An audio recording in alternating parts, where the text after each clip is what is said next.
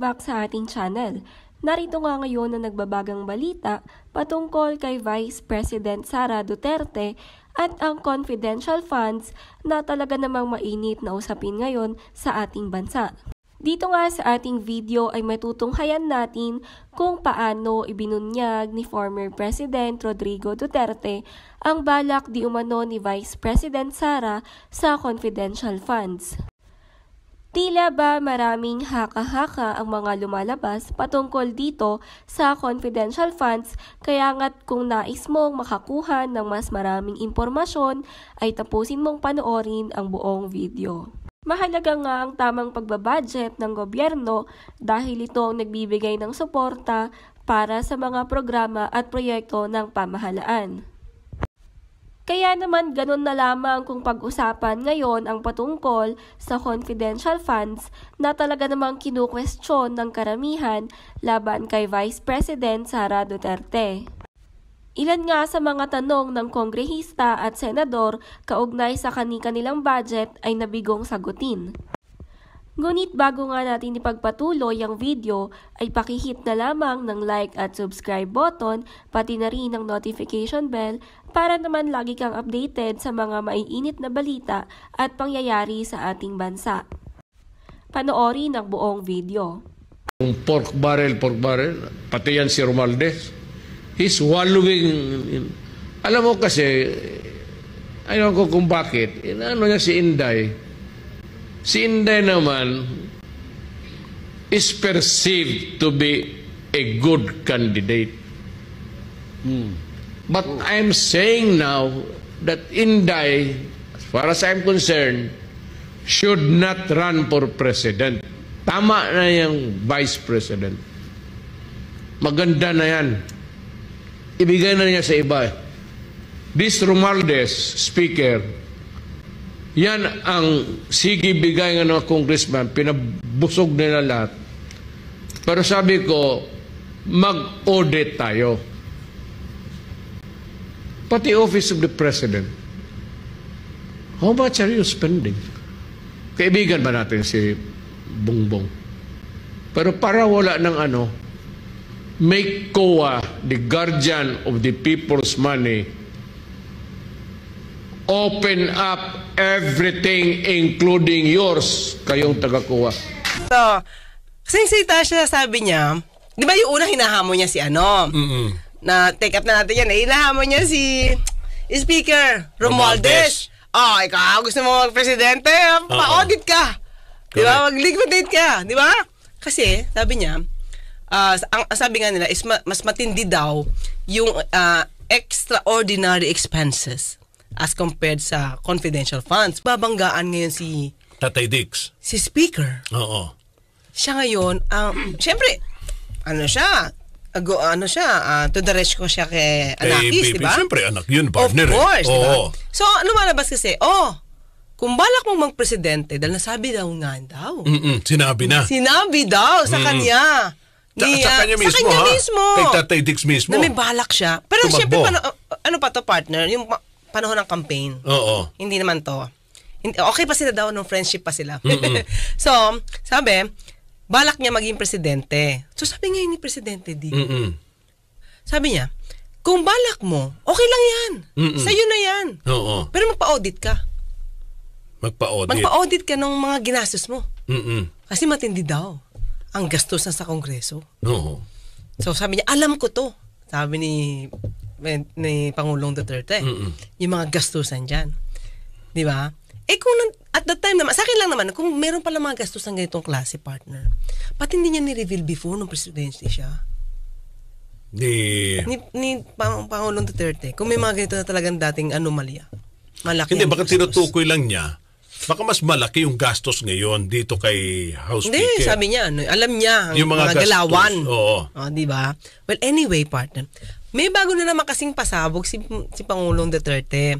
Ang sabi niya, sinabi daw ng anak niya, kung saan gagastosin yung 125 million.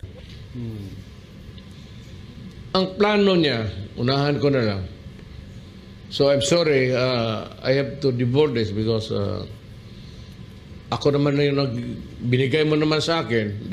I just make it public. gamitin niya ang pera. It's only 125 million. Gamitin niya sa mga PMT. Palakasin niya sa high school. Pati ibalik talaga niya yung ROTC. Sabi ko sa kanya, magprangka ka na lang.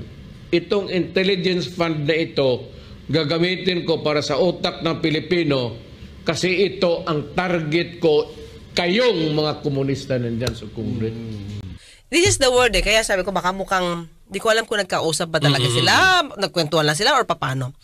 Kasi the word is future. Gagastosin yung 125M. Yes, Madam Speaker. Now, Madam Speaker, ayon sa JC Joint Circular, kinakailangang magbigay ang OVP ng kopya ng kanilang accomplishment report. 'Di ba?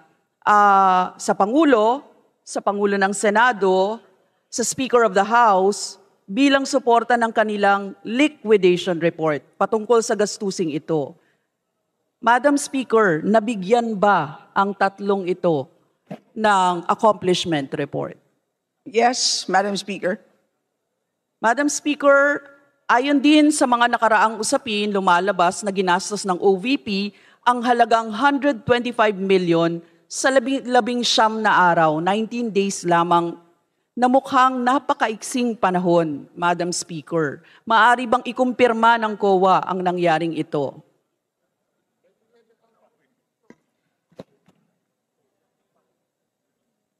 Madam Speaker, mula po sa SAOB, December 13 to December 31 ang nakalagay. So 19 days po yan. Madam Speaker, ang totoo po ay nagulat din po ako nung mabasa ko ang mga balita na tila nagastos po sa loob ng 19 days at tinanong ko po ang COA at tinignan ko po ang mga iba't ibang mga reports. Pero hindi po ito nagastos sa loob ng 19 days kung hindi 11 days po. Madam Speaker. Now, Madam Speaker, 11 days, ang hirap no, isipin kasi parang kung surveillance yan, ilang reward payment po yan na aabot ng 11 million per day. So, Madam Speaker, medyo 11 days. Confirm ko lang, Madam Speaker, 11 days ang nakalagay. Tapos na yun eh. Noong December pa yun. Di ba mga kayubi, yung 125M, nagastos na siya. Noong December. So, hindi ko alam, ang pinatutong ko lang ang 125M ni Pangulong Duterte. Ito ba na nagastos na? Future eh. Ang kwento niya is ganito, gagastusin daw ni VP Sara para sa preparation ng mga estudyante sa PMT. Yung parang pre-military training. ROTC. Iba pa yun. Iba pa yun. Ang ROTC kasi, kaya partner, ang ROTC partner is sa college. So, ang gagamitin niya ba para sa ROTC is confidential funds ng OVP o confidential funds ng DepEd? So, sabi niya sa ROTC, tapos parang magkakaroon pa ng trip yung mga estudyante para sumakay sa masanay, parang to experience yung tank. Gagamitin daw ang Confi funds ni VP Sara para sa PMT o Preparatory Military Training at pagbabalik ng mandatory ROTC o Reserve Officers Training Corps. Pwede raw mag-field trip sa kampo ng militar ang mga bata at pahawakin sila ng tangking panggera. Pinayuhan din ng dating Pangulong kanyang anak na diretsuhin na ang mga kumukontrang mambabata sa Kongreso, partikular na si ACT Teachers Party List Representative Franz Castro. Mga tangke. So parang field trip, ganun dating. Diba? So syempre may umalma na naman dito. Sabi ni Congressman Manuel, hindi ito. yung confidential funds, hindi pang ganitong project. Ang dami talagang mali sa ganong justification para sa confidential funds. Kasi hindi naman para sa ganon ang gamit ng confidential funds. So, kaya nga sabi ko, minsan, baka yung mga sinasabi ni Pangulong Duterte, dating Pangulong Duterte, baka hindi naman yung nasabi ni VP Sara. Pero sige, i-assume natin na ang sinasabi ni dating Pangulong Duterte ay yung para sa 2024 confidential funds na hinihingi ni VP Sara. Still, lumalabas na hindi ito yung purpose na sinabi ni VP Sara during the Senate budget hearing kung saan niya gagamitin yung confidential funds.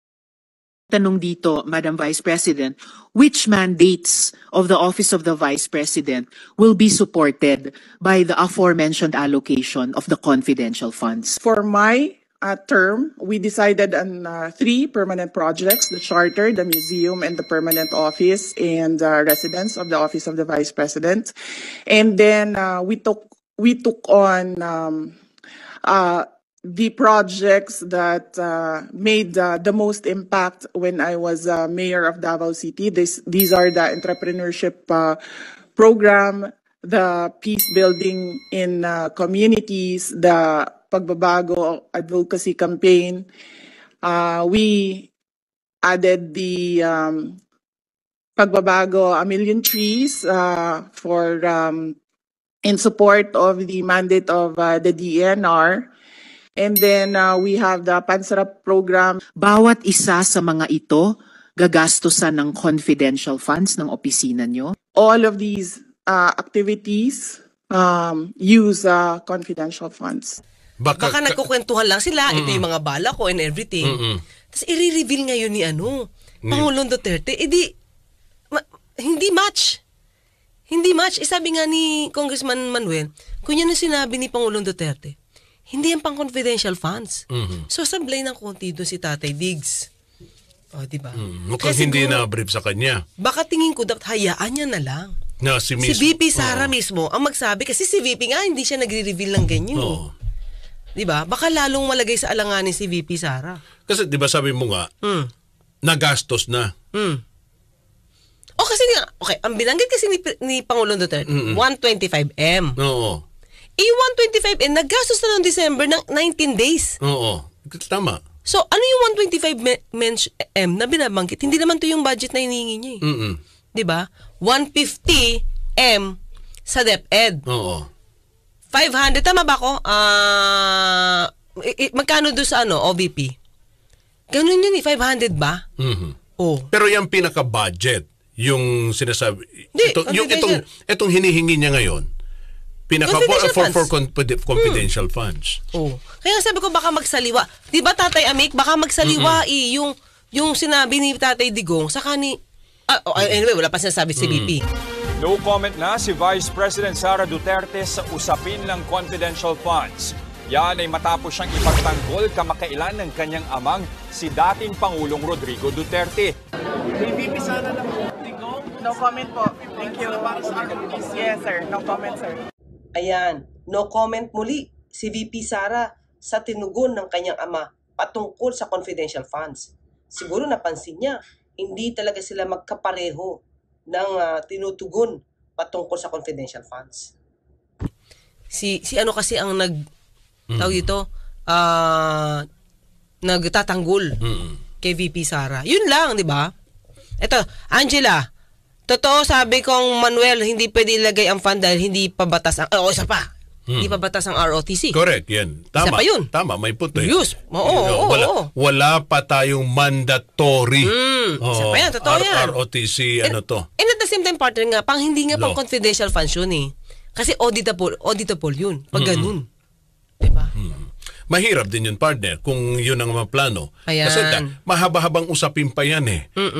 Although nandyan na yung panukala, na pero hindi pa yan, na isa sa batas.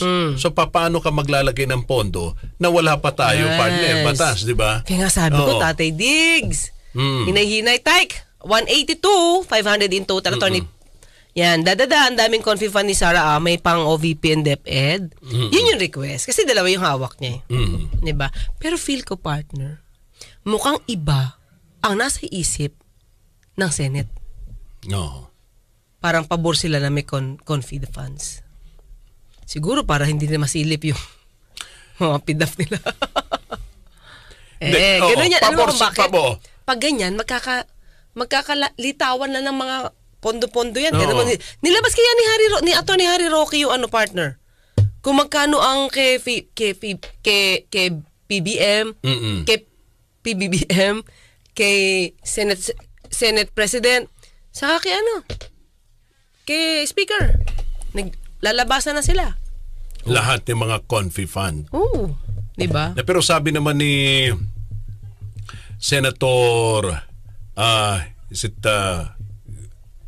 Angara, ni Senator Sani, kailangan lang, which is tama naman, punto naman siya, kailangan talagang bigyan ng confidential fund ang Office of the President.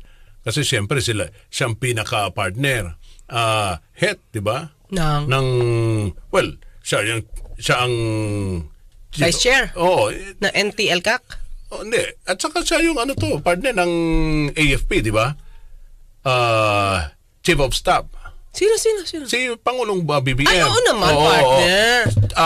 No doubt yun. Plus, siya yung Pangulo ng ating Pilipinas. So, kailangan lang talaga hindi lang basta pondo, malaking pondo. No. Yes. So, yun, which is my point naman si Senator Angara. Kaya karapat dapat lang bigyan ng hindi, partner, as nasabi fund. si mukhang pabor yata na magkaroon pa rin ng confi funds. Vice President. Harud Dragnil. Ayan. Meron pa ako nakita isa bago. Pababa nga po ng konti pa. Joe Caliber. Meron ko nakita Ito, Vincent Leon Noel Diaz. Hindi pa siya, hindi. Meron pa isa. Baka magtampo pa, di ko nabasa. Jason Gibbs. Yun, si Aldrich de la Cruz. Kung talaga magandang hangarin, bakit kailangan pang confi ang gamitin? Pwede. Diba? Si Oliver Saniano, hello. Ayan, naku, ang bilis ng oras mga kayubi. Kasi yung confi naman, gaya ng binabanggit nga natin, ang plano talaga, ito sa nakikita ko, partner, ay para, partner, sugpuin nga yung pag-recruit ng mga komunistang grupo sa mga kabataan. Ako, partner, walang masama doon, partner. Ito sa akin. Kung ako masusunod, ako lang bibigyan ko si DepEd Secretary ng malaking pondo para sa school. Ang dapat niyang unahin ang kulang na classroom. Pero hindi ko na siya bibigyan ng confidential funds kasi dapat ito para doon sa mga tumutugis na talaga sa mga terorista, NPN, everything. So, ako, basta bibigyan ko ng malaking pondo si VP saka si DepEd Sec para sa edukasyon. Yun sa akin. Pero confi funds, hindi na. Kasi she can survive without that. Because yung dating naunang VP, walang confi funds. Kahit yung mga nauna pa kay VP Lenny Tapos yung mga nauna yatang DepEd Secretary, wala rin. Ba't nakasurvive? No, correct. Yun lang. Kaya na lang pondo for the education. Jason Gibbs, wala kaming sinasabi na tanggalin yung confi or Intel at Intel funds ng Presidente. Hindi. Kailangan niya, kailangan niya ng Pangulo. Although parang ang tinitingnan nila ngayon, bakit sobrang laki ata? Parang nadagdagan ba ng confi fund ng Pangulo? Bilyon No. Yun na lang. Basta dapat meron. Hindi lang natin alam kung ano ba yung sapat. Diba? At dito nga nagtatapos ang ating video. Kahit nga usap-usapin ngayon si Vice President Sara Duterte dahil umano sa mga issue sa confidential fund, at kahit na nga marami na rin ang nawalan ng tiwala sa kanya, ngunit marami pa rin ang patuloy na sumusuporta at nagmamahal sa ating Vice Presidente. Para sa ating mga viewers, anong masasabi ninyo tungkol sa issue na ito? Comment down below at pag-usapan natin yan.